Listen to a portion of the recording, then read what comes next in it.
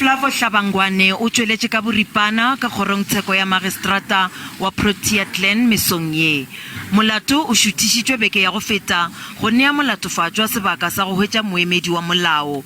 Efela o paletše ke go kgodiša kgorotsheko gore o na le maswanedi a wa netefatšago gore a ka fiwa moemedi wa semolao. Se se dirile gore go humanwe moemedi wa molao wa praebete. Kgorotsheko e kwile gore Hlabangwane o lekile go ipolaya mesong ye. This is a second attempt on his life. The first one was on the day of his arrest, where we were told that he tried to cut his wrists and neck, hence he was taken to hospital before he came to appear on Monday. And today, earlier on, we were told that he overdosed on the medication that he received from the hospital on the first occasion when he attempted to take his life.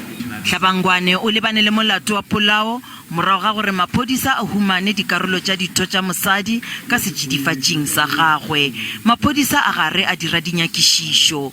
Molatofatšwa o bušeditšwe bookelong bja kgolego go hlahlobiwa. O tla boela kgorong ya tsheko beke e tlago.